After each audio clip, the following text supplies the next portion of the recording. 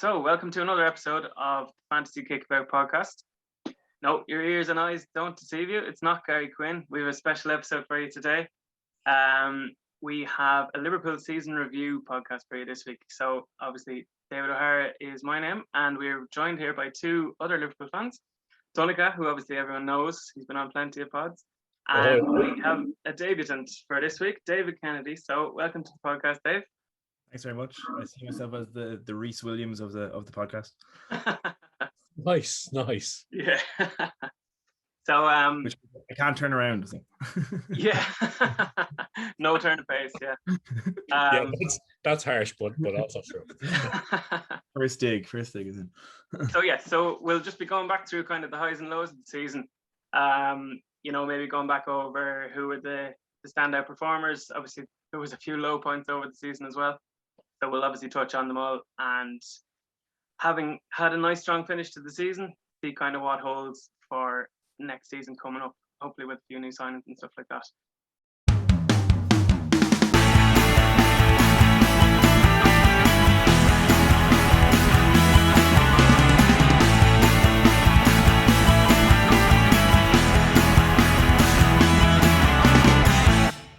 So, Donnacha, I might start off with yourself.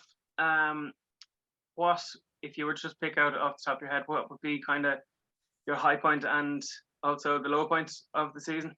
I mean, like the high point, I'm still laughing. I think I know your high point. It was just absurd, just absolutely absurd. Like, what a header from Alisson Becker! It can't not be the high point. I think the aspect of it that I enjoyed most was, I love Mo Salah. I love him so much, and I've never seen him so happy in my life. He lost his mind celebrating. Like, some narratives exist in the media that are so lazy, in my opinion. Of he's selfish. He doesn't really play for the team. He wants a golden boot. He's in it for himself. They're so lazy because he's got a tendency to be selfish in the pursuit of goals. Yeah, that's why he's a goal scorer, lads. And just to see, like, in front of everyone, this is how much Champions League football, and not only Champions League football, but Champions League football with this team, playing in this jersey with these teammates, meant so much to him. So it was just mad. Just the funniest. And it's made even funnier now, whereby, our goalkeeper scores from corners, and a certain rival of ours, their goalkeeper can't even score from the penalty spot. And I just loved the irony of that. So yeah, like, definitely the high point. It couldn't be anything else, really. In terms of the low points, like, there have been many of them. The two that I'd pick out, one of them is blindingly obvious. Obviously, little T-Rex arms doing the best centre half in the world for the season. With just a really clumsy challenge. He didn't mean any malice by it. I think it would be ludicrous to suggest that he meant to harm Van Dijk, but it was just so clumsy in that moment. That entire game as well. It was the same game that we had this, like, ludicrous offside. Henderson scored a last minute winner, and it came back because Mane had an electron offside. So that was obviously a low point. And then the other low point that really, this is just purely on the pitch. We're not even going to go into what we've talked about at length. Yeah, we've done a whole special on this here, Flick. Yeah, I'm not even going to mention the S word. But what I was really disappointed about was when we went down to Madrid, a really aging team in a first leg. They're not even playing in their real stadium. And for 60 minutes, we were just rubbish. There was no intensity. There was no desire to go forward in the Champions League. And if you look at what's transpired since, I mean, could we beat Chelsea over two legs in the form that we're in? Yeah, of course we would. It's Europe, and like, absolutely we could have. And were Real Madrid world beaters to knock us out? No, they totally proved that. We just couldn't score then at Anfield. But it was such a low point that it was just such a huge game, and it was potential redemption, because at the time you're thinking the only way we're getting into the Champions League next season is to go and win it. I was just really disappointed by the mindset, and it was infuriating. So they're my two low points. Perfect.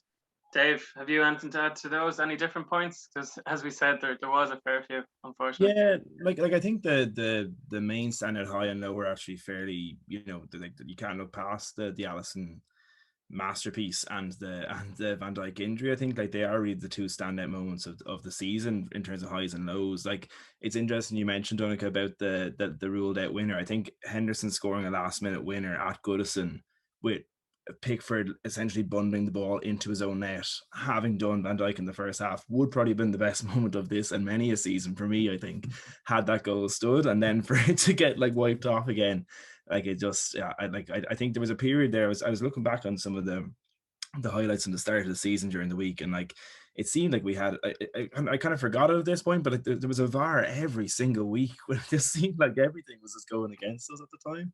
I know you'll see like rival fans like slating Liverpool fans for saying that, but looking back on it, it was absolutely wild. I think in terms of other high points, like I think aside from the Allison goal, I think winning 4-2 at Old Trafford, the manner in which we did it with the defense that we had out and things was a really big statement win, particularly as Klopp hadn't won there like since he'd come in.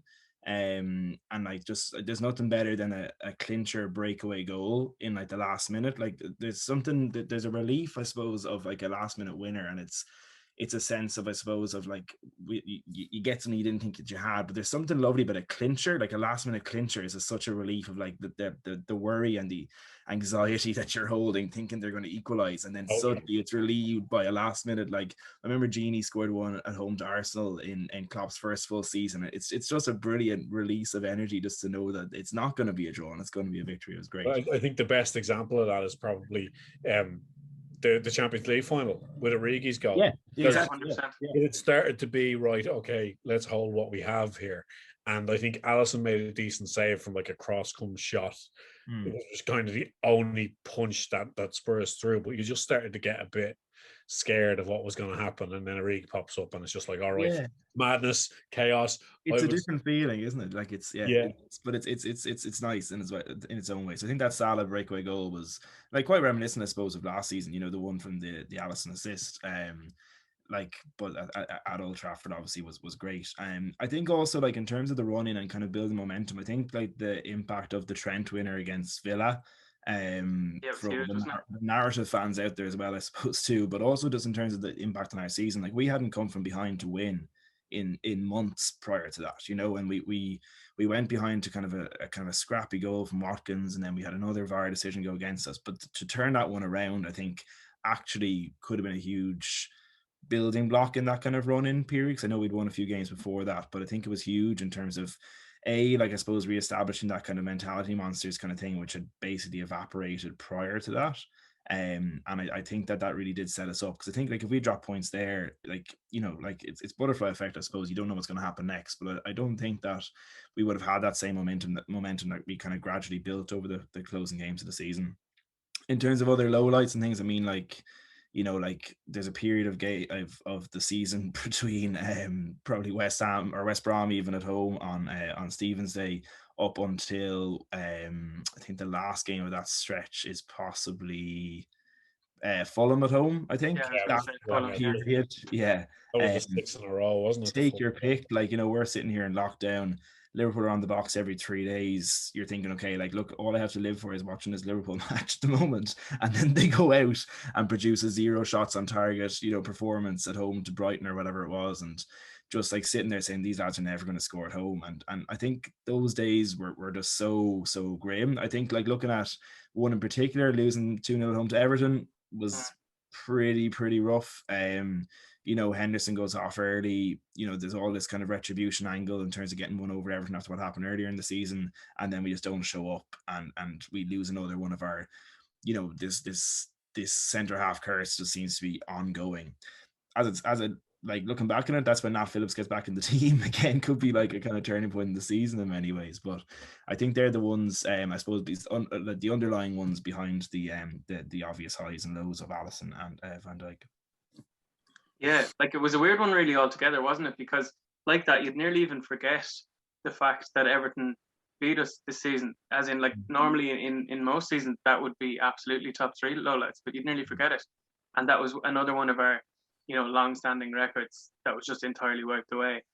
and like it's such a contrast of a season where I'll never understand, or I'll never be able to explain to someone how Liverpool go 68 games unbeaten at home over the course of nearly 4 years, directly into 6 losses at home. Like it's entirely unfathomable. Like I was looking at the stats, like the record aspect of it the other day, and like when we went 5 games at home unbeaten, that was the first time in the club's history that they'd ever done that. And so obviously then to add the one more on top, 6 is obviously the first time it's ever happened as well. So like, and that fun wild, like I scared of that with the back of Nico Williams, Nat Phillips, Reece Williams, and Robbo. Like I was looking back at that and I was saying like were we really just like I Klopp throwing in the towel at that stage? Like I know it was before the second leg of Leipzig, I think. But again, we were 2-0 up from the first leg, having won away. Like I just remember thinking, like, is this fella after like completely thrown in the towel here or what? It seemed like that though, didn't it? Like there was that period of a couple of weeks where it seemed the kind of narrative was, oh yeah, scrap the league. We're obviously not going to do well. Champions League is how we're going to do it. But obviously it didn't transpire either. The one thing about that Fulham game though was that was when Fabinho came back into midfield. He came on maybe with 15-20 to go, and like we didn't turn the game around. We still lost in things, but I remember thinking there was something about that last few minutes where there was a bit of bite. There was suddenly like our pressing kind of had like a little bit more of an edge to it, in the sense that we were actually winning the ball back as opposed to just chasing shadows or whatever it was. And I think, like, I'm right in saying that he would have played in midfield then in midweek against Leipzig, and that was kind of it from there. And again, we're looking at turning points or when we kind of broke that bad run. Like that's one of the things I think might have contributed to that. Yeah, well, I mean, if you look at the results and you look at the way Klopp was trying to plug the hole, I mean, Fabinho is so dynamic and so adaptable to different situations because he can play right back as well, and he was doing such a good job at centre half. But arguably, one of Klopp's biggest tactical mistakes that he's made in his entire tenure was just the failure to appreciate what you miss when you take him out of the midfield. Now, obviously, it was an unprecedentedly difficult situation. That's not like, I worship Jurgen like every Liverpool fan would, and most football fans actually would worship him, but probably wouldn't admit it if you support certain clubs. But that was a huge turning point. Just when you park him back in there, and he's such a destroyer. Like, I mean, is there a better defensive midfielder in the world than Fabinho? You could make arguments for other players, yeah, but I mean, he's certainly in the conversation, and that was huge. Just trust the kids. If we ship a goal or two, at least we'll be able to control the game of football, and we'll have enough possession, and we'll carve out enough chances that if it needs to be a 3-2, so be it. That's it. Yeah, that's one of the things that I thought over the season. Obviously, when we were losing the centre backs, Fabinho obviously was in Klopp's mind as the first deputy when the 3 senior centre backs kind of weren't in the picture anymore. But it then got to a point where it was too much of a loss in midfield that it was surely like, can we just stick some actual centre backs in? Because I think we're missing more from the midfield and then just the general play from the midfield forward by not having him in midfield, rather than shoring up the defense a bit better, but then losing everything from the front. I think what was really frustrating about that period as well is you brought one of the best centre midfielders of his generation into the club, arguably at the peak of his powers, and now he has to do all this donkey work. Like, Thiago's not quick. He is the smoothest, most technically gifted midfielder you could ever wish to have. But he's not, he can't, can he tackle? I don't know. Maybe jury's out on that. But he got reduced into a water carrier. And you were driving the Lamborghini around in first gear because you kind of had to. And that was really frustrating, that people had the, opposition fans had the cheek to, the cheek to say that Thiago's a flop and he's useless. And it's like, yeah, look at the last 10 games and tell me he's useless. Do you know what I mean? He's been phenomenal in that run.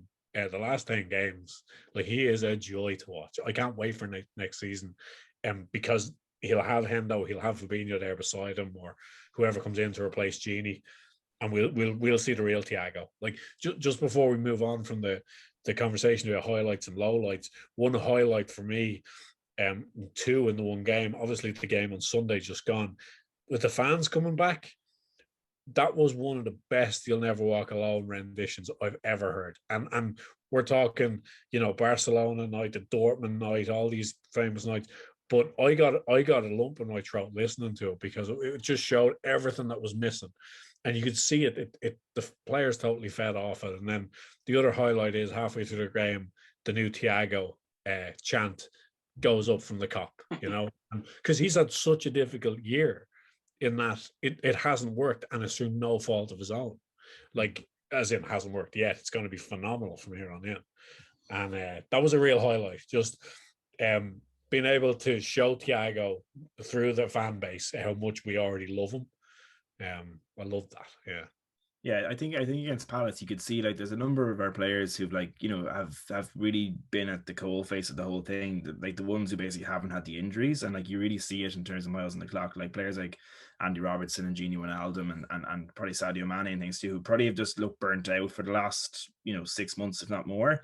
And it almost seemed that they all had almost like a pep in their step again on the weekend. Like it was kind of like, even in Andy Robertson, like, you kind of saw something in him that I hadn't seen for months, in the sense that he just almost had this drive. And again, obviously there's plenty on the line. There's different motivating factors for that, but you can't help but think that having fans back in the stadium and, getting those chants going is really energizing them to make a difference. And look, well, hopefully it'll be a different situation next year. But I think, like every club did miss that. Like, I don't think we are unique in that at all. I think we can probably be a little bit generous to ourselves in that, because the majority of Premier League games probably don't have that famous Anfield atmosphere for one reason or another.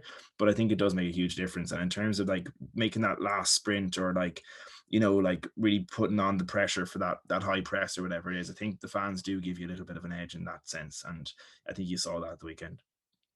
Yeah, definitely. It was huge. It was huge because, like, even thinking from the point of view, Thiago, it's the last game of this long, seemingly never-ending season, and it's the first time he's getting to hear the fans singing his song. It's the first time nearly he's gotten to play in front of Liverpool fans. I don't think he played in the Wolves game, as far as I remember. But like that, obviously, so new signings haven't gotten to play in front of the fans, really, if except for maybe the one game. So obviously we've touched on Thiago there. Dave, what have you made of Diogo Jota's debut season and what it holds for the future? Yeah, I think it's hugely promising. Like, again, I know niggling injuries here and there. Like, again, to jump back to the highlights, I think that 1-1 draw in Denmark against Midtjylland, where we lost Jota for 3 months in a dead rubber game, was probably not our finest hour either, in this long litany of poor moments in the season.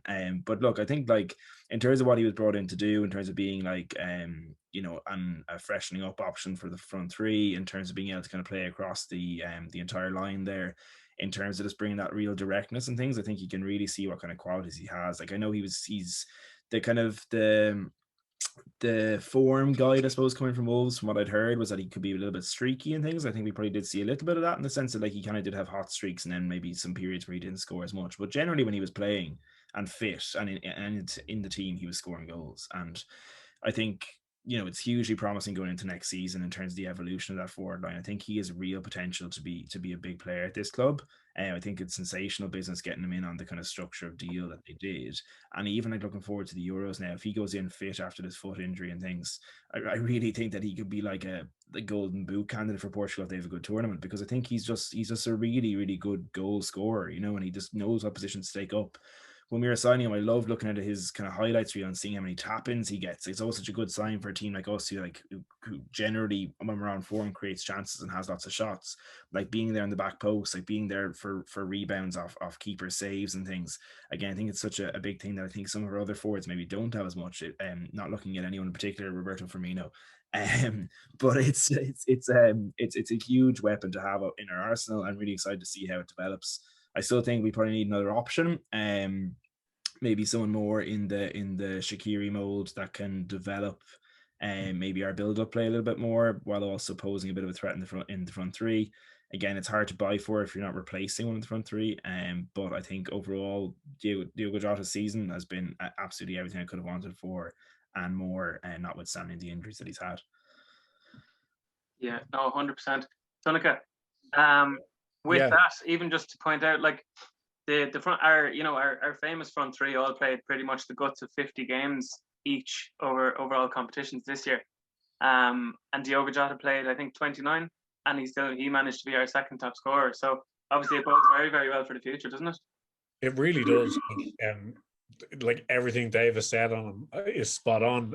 The one aspect I think of him that I've enjoyed the most is, like, in terms of his abilities, he seems to be, while Wolves fans might have a case that he was streaky and a bit hot and cold, like he's still obviously developing as a footballer, but a lot of his finishes that weren't tap-ins were clinical. I mean, there was one in particular, I can't even remember the game, but there was one part of the goal he could have put the ball to score and he managed it. Like low bottom left-hand corner, keeper couldn't get to it. The thing that's impressed me about him most is the guy's mentality and the fact that he's fearless. So it doesn't really, unless you've got Haaland or Mbappe coming into that squad, you are coming in to a team that has had like the most vaunted front three since Messi, Suarez, and Neymar at Barcelona, and saying, right, this is the best front three in the world. And he's not bothered. He's not worried about, I can't make any mistakes. I've got to be flawless. He just has massive belief in his own ability and straight into the team. Did he score in his first 6 league games or his first 5 league games? Something like that, yeah. At Anfield, wasn't it?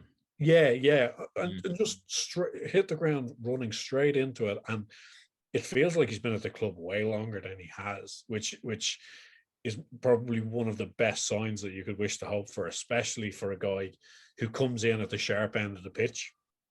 So it'll be really interesting to see what happens in the summer in terms of Origi's going to leave. It's likely Shaqiri leaves. I don't know what's going to happen with Minamino, and I'm sure we'll get to transfer plans. But it's really interesting to see what happens with Jota now, because he is as undroppable as the other three. So you've got an issue there. You've got a brilliant problem. And as a guy who couldn't wait for Timo Werner to put on Liverpool jersey, oh my God, that's embarrassing. I'm totally wrong. I wanted Werner. I thought Jota was. There's nothing that I saw of Jota at Wolves that made me go, wow, this guy is potentially world class. Yet that scouting department, they just know what they're looking for, like to the nth degree, what kind of player they're after, and it seems like they've done it again. We'll see what happens. Like, yeah, in terms of the Euros, I'll definitely be having a little bet on Portugal, because they have a very solid back five, as well as now they have attacking talent, and he could be absolutely integral. Like, he'd be more than 20 to 1 to be Golden Boot, at least. Yeah. No, he'd be a very good shout, wouldn't he? Obviously, again, as I said, he's played nearly 20 games less than the lads. So obviously he was one of our many lads who graced the injury list this year. Was he kind of the biggest one? Started off with Van Dijk against Everton, as we said earlier. But obviously at the time we still had Gomez and Matip still, seemingly fit at the time. So we felt we could go on without Van Dijk and still have a successful season. As they all kind of one by one joined the injury list and had to kind of reshuffle the pack more and more. Donnacha, who do you think was kind of the straw that broke the camel's back? Who was kind of the one that was like, we just can't really function anymore? It's really difficult. It's very difficult to look beyond Van Dijk. I think the fact that Thiago gets injured was he out for a couple of months in the same game? Yeah. Psychologically, just losing two like absolutely unquestionably world-class players at the same time was just tough. And then the other one that we really suffered from was as Dave mentioned already, the Jota being lost in a totally dead game. Like that decision was absurd. I still don't know. I think that decision was financially based, because I believe there's quite a lot of money on the line to win a Champions League game. Like it's in the millions just to win a game. And that might have played some sort of part in it with the pandemic. It's like, well, we need to win this game. It's very winnable. But yeah, the Jota one, obviously Van Dijk's one transforms the season, and all of our objectives have to change and expectations need to be reset. But losing Jota was arguably just as much of a killer in terms of when it happened and how needless it was to happen.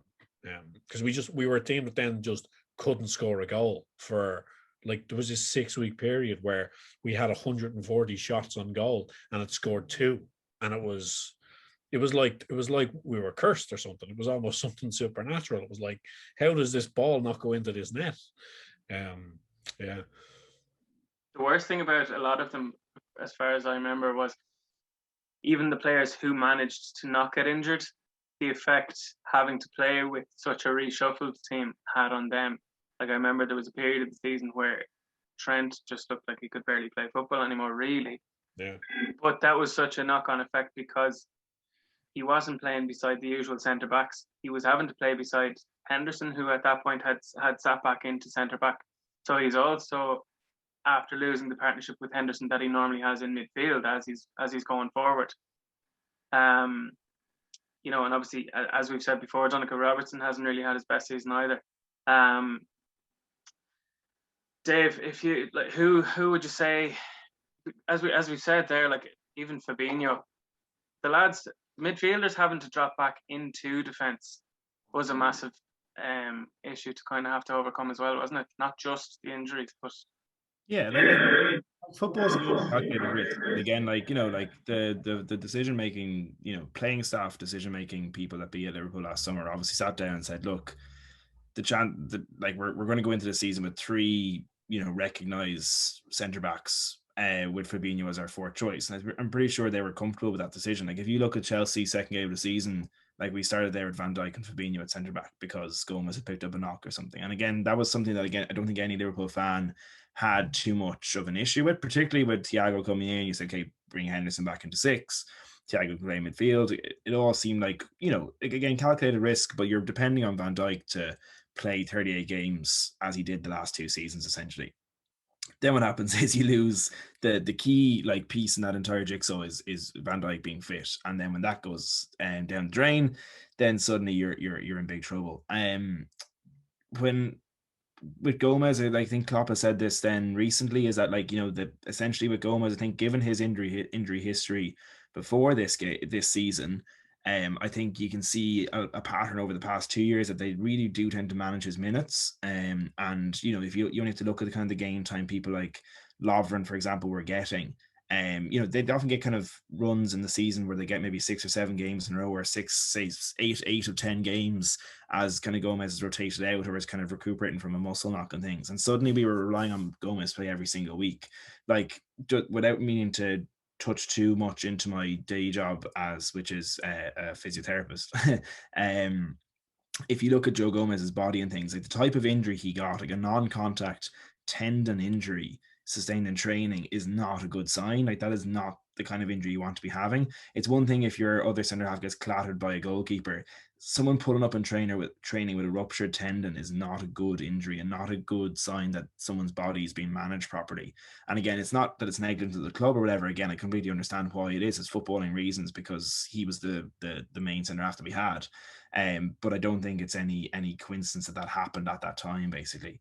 In terms of the injuries and that had an effect, for me personally, I just felt all the more comfortable throughout the first half of the season when Joel Matip was in the team. I just seemed like whenever he was there, I just felt automatically a lot more comfortable and confident. So every time that he was subsequently ruled out of a game, it was like another little hammer blow every single time. Him going off kind of midway through the second half against West Brom at home almost could be seen as one of these bits when everything changed, you know. And I think Reece Williams came on that day, and then, you know, he was back and then he was gone after Spurs again and things. And I know we brought in Kabak at that time, but every single time we lost Matip, I felt that we were just, you know, almost replaying the same emotions over and over again that just made this kind of hellscape of a middle part of the season seem to go on and on and on and on. to answer your original question, like I completely understand why Fabinho was played as centre back. He was the fourth choice centre back, to my mind. But as the season went on, and particularly when we lost Henderson as well, and we were reliant on, say, Gini or Thiago in the six, I think it became apparent that we couldn't do that anymore, and that's why Fabinho went back in for the kind of final stretch. I think there's also a more hidden cost of losing particularly Van Dijk and Matip, and then obviously Lovren moving on, in that before Alisson scored that header, when was the last time we scored from a corner? Like, we were the most toothless side in the league for a long period of time from those set pieces. They're your cheap goals. They're cheap goal, a side that can consistently score from those sort of set pieces. They're cheap goals, and they all dried up because Van Dijk and Matip both capable of scoring goals. Fabinho in the air is not, it seems. He didn't go up the corners. He'd often be on the halfway line, when we were attacking corners. Well, exactly, yeah. Well, Nat Phillips probably has a goal in him as well, but it didn't come to pass. Reece Williams missed like the easiest header of all time on Sunday, but we don't want to get into that. But it was another hidden cost. And then if you're not getting those cheap goals, the burden that's placed on the front three just is kind of accentuated even more. We went from a team that was, I believe, in the top 3 or 4 teams who scored set piece goals the previous season. I think last season we were the top, as far as I remember. Yeah. So that was just yet another hidden cost. That was. It was, because like that, we were, as far as I remember, we were the best in the league last season, obviously the season that we won the league. And I'm pretty sure I saw a stat when Alisson scored that header.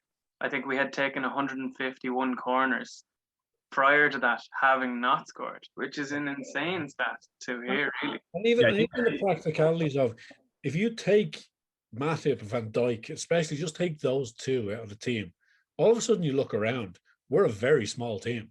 That's a really small team. There's nobody. Firmino is your next best at 6 foot. Like, it's a really small team. And when we came up against some sides that were quite physical, it was just like defending corners was also a massive red flag. Yeah, no, it 100%. Again, one of the many issues we had over the season. Dave, can I just ask you a quick question, just in terms of like your background as a physiotherapist? I think you have a very qualified opinion in this. There's allegations that have sort of followed Klopp back in the Dortmund days, that the gegenpressing was there's a lot of like load management issues and a lot of players breaking down. Do you think, one, there is a case for that, and I think there probably is, because I think he's adapted his style a little bit since, and two, more importantly, there's some allegations that fly around about like the quality of the medical care, I suppose, for lack of a better term, or the quality of the medical staff at Anfield. There's actually been quite a lot of criticism coming their direction. Do you think there's any merit in it? Just from the outside looking in.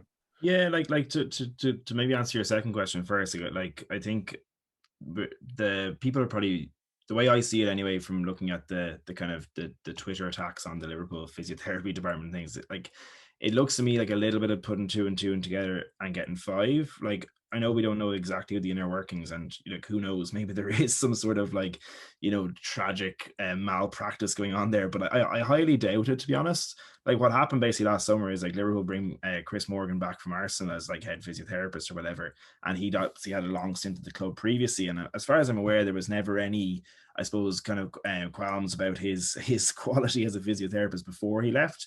But suddenly he comes back in. I think Arsenal hadn't had a great record with injuries in that period either. And again, I know they're completely restructuring their sports science department currently, and there's a lot of stuff in the Athletic recently about this, about some issues that they'd had with this. They had brought in someone kind of to cater for the Latin American faction in their club, and he had been kind of seen to be not doing a great job, and there's loads of stuff there at Arsenal anyway, and Chris Morgan had left and come back to Liverpool, and suddenly we started getting injuries too. So again, you can see where, I suppose, where people's logical train of thought is maybe going, but without knowing any of the facts, I don't think it's anywhere, like, it's pretty much baseless from my mind to make those allegations. And I think like there's nothing that has come out to suggest that there's anything wrong going on in that sense. If you look at like the injuries we've had, again, like you look at you look at Van Dijk. Is that preventable? Pretty sure it's not. You look at Gomez, again, completely preventable. But again, we talked before about maybe the reasons behind that. And then if you look at someone like Matip and things, who just seems to just have, for whatever reason, has become injury prone since he's joined Liverpool, and maybe you can put Naby Keita in the same boat.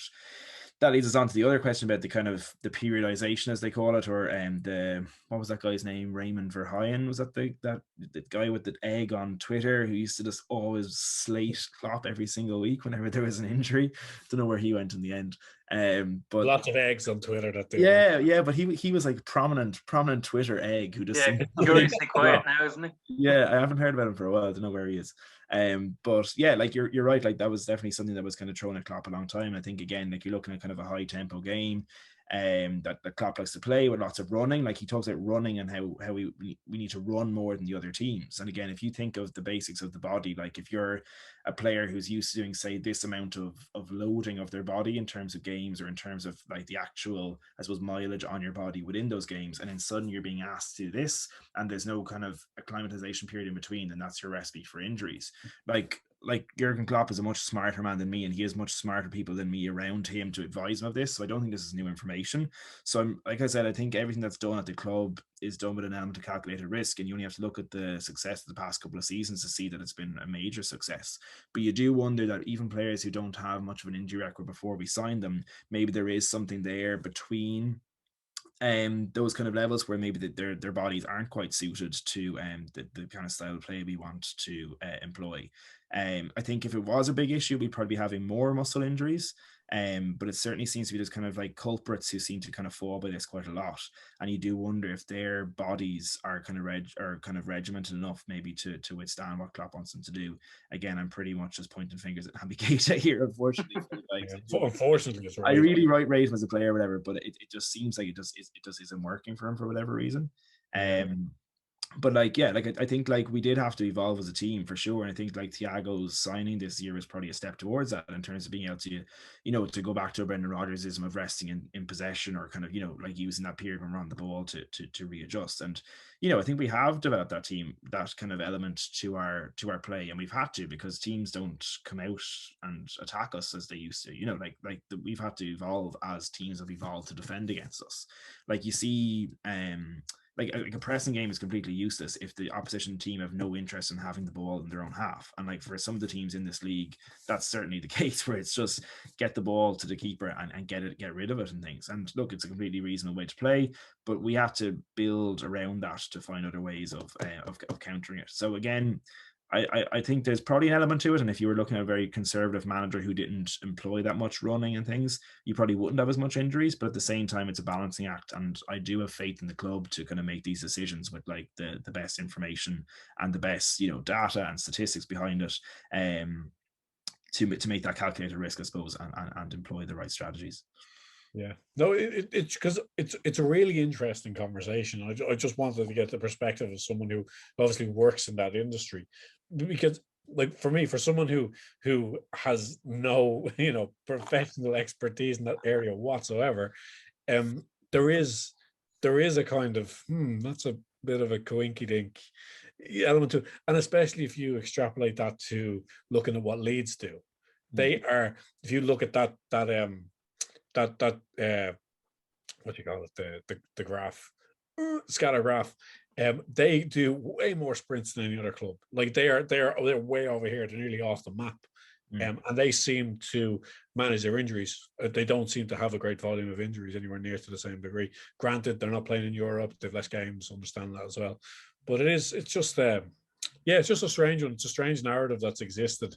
Yeah, like the other point around it, like the other way of managing people's like load, again, I'll come back to that term of load management and things, is being able to rotate, and because we went into the season short on bodies in defense, we then lost a defender because of an unfortunate injury. We then lose the ability to kind of rotate and things.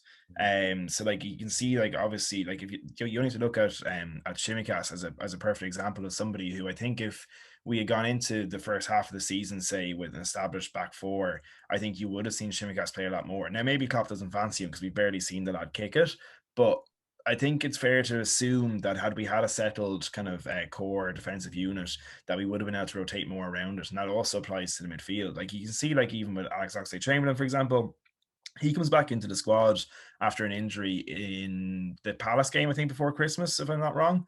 And he just gets 10 minutes here and there. Like, you know, like there's not, because the team wasn't in good form, because we didn't have that solid base, I think Klopp lost faith in being able to change positions around that. And again, if you looked at the last couple of seasons, where we rotated the most probably was in the kind of the two number eights, really. Wasn't there the ones that if we were making changes, it would often be there, or else maybe at right centre back. And then we weren't doing that this year. And again, everyone's load goes up. So then you have a situation where either people aren't going to be able to run as much, which you probably saw with players like Gini, Andy Robertson, and Sadio Mane, or you have a situation where players break down and have injuries. And I think it's a bit of a melting pot, and one thing basically informs the other. I think that's the real picture that I see it from with my slightly trained eye, versus the kind of, well, new physio, that means that we're getting injuries because he's not very good at his job. Yeah, no, I think that sounds absolutely spot on. You've got a believer in me, and do you know what, it's maybe we'll touch on it and speak about him, but it just also points to the fact of what a loss Genie is going to be. Not just the caliber of player he is, but he's made of steel. He is indestructible, and we're really going to lose that solidity and having that calm and presence in there all the time. Rain or shine, he played so many. His record's incredible, isn't it? Like he never seems to be injured. Remember he was didn't he have like some weird like stomach bug thing for like 4 weeks one season after one of these ill-fated mid-season holidays they went on, and there was a few lads came back with like seemed like I don't know what they were eating over there. Yeah. I think Genie missed a few games for that period, but I don't think it's fair to call that an injury. They kept going out to like Portugal and Dubai and coming back looking like that Uruguayan Liverpool side, who I assume are not as good as us. Yeah, no, 100%. Before we move on, just to look forward to next season, there's one more thing just to I want to bring up for this season just gone. Obviously, well, actually, another thing that I noticed even from looking back over the season, obviously in preparation for this, it's mad, and I would totally forget, but I'd say most people would forget. Like, we had a fairly good start to the season. We were still top of the league on New Year's Day, which is bizarre to think, because New Year's Day doesn't feel like it should be that long ago, but it feels like a lifetime ago if we were top of the league at that point. And then obviously we had that atrocious home form. And more injuries. But obviously one of the eventual highlights that came out of more of the injuries was the emergence of Big Nat Phillips, who obviously has, been one of the standout stars of the season, really, which is bizarre to say. And you'd have thought I was drunk if I was telling you this a year ago. But obviously, look, he's an absolute tank. Obviously, you can't argue that Mo Salah wasn't the player of the season, but there's absolutely an argument for Nat Phillips for one of the top performers of the season. Dave, when he was off on loan to Stuttgart and seemingly never going to be seen again, would you have ever envisaged the impact he's had now this season? I think I'd be lying if I said yes to that. There's a really good, I just saw it there last week. He had done a really good interview with Neil Jones in goal, maybe around the start of the pandemic last year, about kind of him coming back to play the one game against Everton, sit on the bench for a few games, and then go back to Stuttgart or whatever, which was quite unique. But even like the way he was talking about his experience around then, he was kind of saying, look, who knows what's going to happen?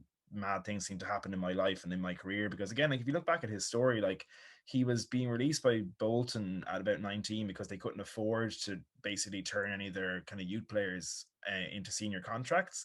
He had signed up to do like or he'd been basically offered a scholarship in the States or something, North Carolina, and then Liverpool came in and took him, and then he ended up going back there with Liverpool on a preseason tour about 2 years later. It's just, and he seems to be kind of saying this in the interview, that his life just seems to have been a bit crazy when it comes to these kind of, again, butterfly effect moments or whatever. So while I'm surprised, maybe he wasn't surprised, because maybe he kind of believed all along, did Big Nat. But like, you only had to see like the impact he made. Like he came in, made his debut against West Ham at home, got man of the match from Sky again, probably an element of well done to the lad, you know, but he also was immense. And I do think that we really needed his aerial presence a lot this season. Again, as Donnacha, as you mentioned earlier, in terms of like Fabinho and stuff, and even Joe Gomez, like it's not their strength. Whereas when we have Van Dijk and Matip at the back, like, you know, these are players who come out with these ridiculous 100% aerial duel rates and stuff. They're just unbeatable in the air at times. I think it was really important to have Nat in position to do that. Like we all can see he has very specific strengths. He has very specific weaknesses and things. But in terms of someone giving their all for the club, in terms of like, you know, maximizing every single last drop of their talent to produce performances for Liverpool, like, you know, you can't ask for more than that. I think it's a great story. Where it goes from here, who knows? But again, let's just enjoy it for what it is. It's a great story, as I said. That's it. Donnacha, anything to add on Big Nat? Yeah, I think he might be a time traveler because he's just a 1980s centre half, English centre half. He'll head everything. If you threw a medicine ball at him, he'd head it. He wouldn't even notice it was a medicine ball. He's just got that big, rock solid head on him. My favorite season was that if he had two heads for feet, he'd be worth 150 million. I thought that was that's it. Yeah. Like he has been great, and I think it would be incredibly ruthless of the club if they said no, you can leave. I think there'll be a difference between you can leave, find another club, and if someone comes in and the offer is there and you're going to be their first or second choice centre back. You're now 20. Is he 25 now? 24? 24, I think, yeah. Yeah, like, so he's not as young as, like Konaté's coming in, he's 20. Isn't he? Or is he 22? 22, I think he is. Yeah, sorry. He's 21 this summer. Kabak is 20. So I hope that this season will be one where either if he is our fourth choice centre half, if he's happy with that and if he wants to be in a squad that hopefully is going to win more things and he's going to be part of that squad, if he's happy, then I think as fans we should all be happy to have him. But if it's going to be the case that he's going to move on, because obviously he doesn't have the ball playing abilities of a Konaté or even a Matip or a Gomez, and that's the way Klopp wants to play, and that's totally fair enough, then like his stock is never higher. Like if you're a team coming up now next season and you're looking for a very solid centre half who's going to be a trampoline when balls come into the box and just send them back out, then you could do a lot worse than him.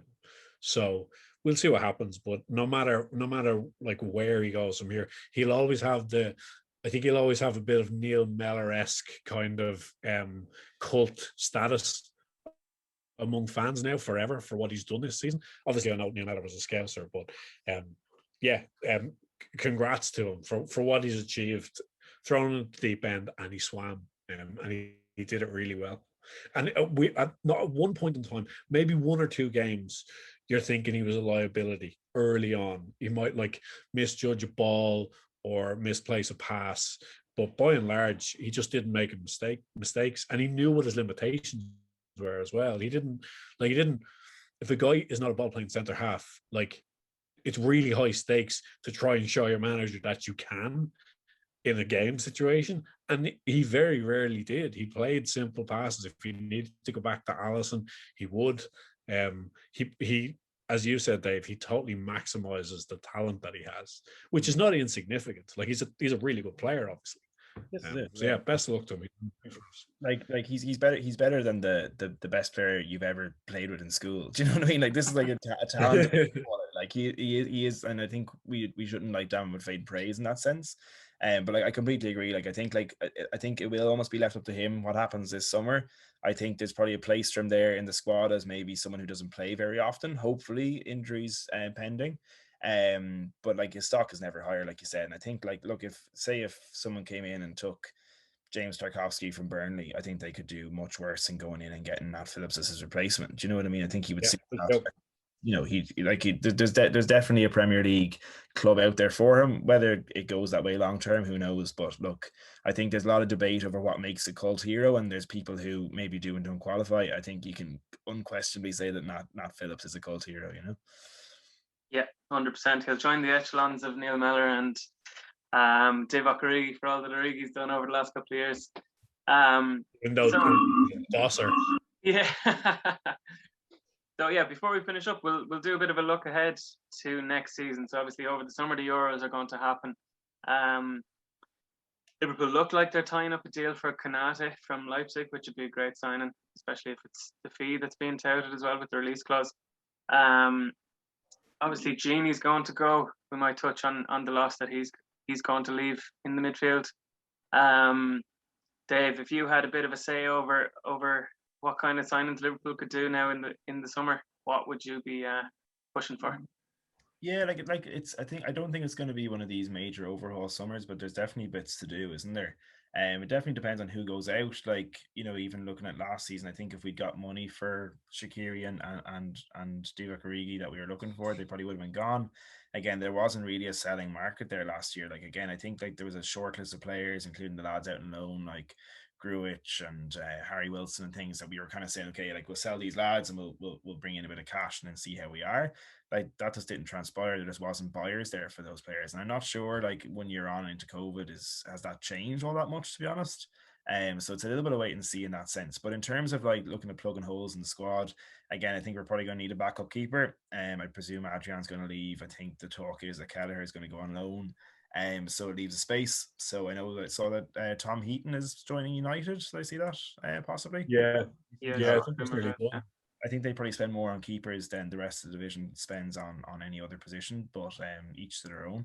But I think that kind of level of signing maybe might be something that we're looking at, maybe something pretty unexciting, but something that just fills a hole there. And then maybe I think like a change is as good as a rest when it comes to getting rid of someone like Adrian, just to give everyone a bit of a break in terms of looking at that face that has cost us in the past, even though other than that, again, Konate, as you said, like that should bring us technically to 4 senior centre halves if everyone makes it back to full fitness. Just not to bring it back to injuries again, I am still concerned about Joe Gomez's body. Again, he's had an ACL, he's had a patellar tendon now, he's also had a broken ankle, was it, against Burnley a few years ago, and things like he's only 23, 24, and he's had a lot of major injuries. I think we're going to have to be really careful with him. So again, if I think that might lead us to maybe keeping Nat Phillips around potentially because of that. Coming into midfield, again, I think Gini's going is going to be a blow. I think definitely in terms of his impact in the dressing room. Like if you look at the last 2 summers now, we've lost Lovren, Lallana and Gini, who I think are all big characters and were big parts of our success, either on or off the field. They're big club characters, really, aren't they? They are, like, they're kind of the kind of players that were there since the start or near to the start, and we kind of built the team, I suppose, the team culture and team ethos around, I think. And I think, like, that's probably something we missed this year as well a little bit. Like players will step up to the breach, and I think like you'll see Thiago and stuff like really kind of assert himself now as one of those senior players in the squad coming into next season. And again, like, you have to remember that while Virgil was probably still around the training center for the year when he wasn't off in Dubai, again, he wasn't in the dressing room for most of the season. So again, like, there is going to be a boost with players coming back there, but Gini's quality in terms of as we mentioned before, durability, but also his footballing quality will definitely be missed. So the talk is that there's probably maybe there's maybe a move lined up for someone like Yves Bissouma or something like that, which seems to be the only concrete name that I've seen linked consistently. So we'll kind of see what happens there. I know there's a few kind of Premier League clubs in for him. And then, as I mentioned before, like, you're looking at the front line. Again, the players we had going into the season as kind of our backups are kind of Origi, Minamino and Shaqiri. I think for one reason or another, there's going to be an argument to maybe let all 3 of those players go, depending on what kind of money we can get for them. And like I said before, I think, like, I was looking back on the season, and Shaqiri played a lot of minutes, like a lot more than he had the year before and the year previous, even in his first season. And again, in terms of a player we can bring on to maybe, combine a little bit with our more creative players like Thiago and Trent to maybe create a few more better opportunities for us. And I think that's something we need to improve on next season, is making better quality chances. I do think that there's probably a hole in the squad for a player like him, maybe someone a little bit younger, maybe somebody we can mold into the player that we want to be. Not quite number 10, but maybe not quite a winger either, or something like that. I think that's probably what we need to be looking at. But these are hard positions to buy for, particularly in a kind of COVID impacted market, I think. This is it, Donnacha. Like that, there was never a market for it last year. because you'd have these fans being like, Grant, we can ship all these lads out, we'll get the guts of 100 million and we'll be able to splash that on a 5-star signing as a replacement. There isn't really the market to just be throwing Origi out for 20 million, Shaqiri out for 25.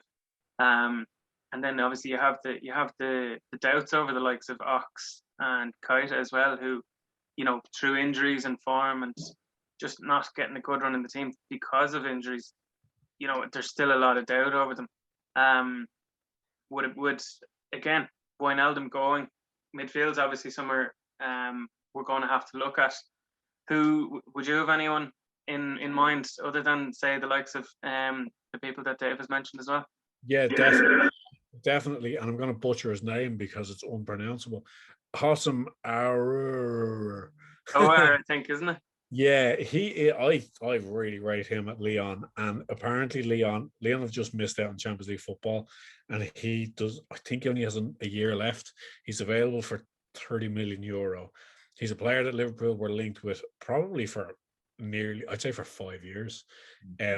Looking at him statistically, there was a great article I think in Anfield Talk that when they drilled into the data. Better dribbler than Gini, more key passes, more positive passes than Gini, and quite similar to him in a lot of respects in terms of ball retention. So he'd be the one I want. The one I don't want is actually Bissouma, which it probably means that Bissouma will be a Ballon d'Or nominee in about 18 months. But I don't know why. Like, he scored an absolute worldie, didn't he, this year, from like 35 yards as well. And he's destroyer, and he's robust, and he's quick, and he's technically very good. I think there's just something unfashionable about the guy from Brighton. Like, the other guy that we've been linked with quite a bit is Florian Neuhaus at Mönchengladbach. Really rate him. He idolizes Klopp. He's made no secret of the fact he wants to work with Jurgen Klopp. He's very highly rated. So if they're your three, I want the man from Lyon, whose name I am scared to pronounce again. And then where this gets really interesting in the summer is, like, we've had some really kind of underwhelming transfer windows since we won the Champions League and no one came in.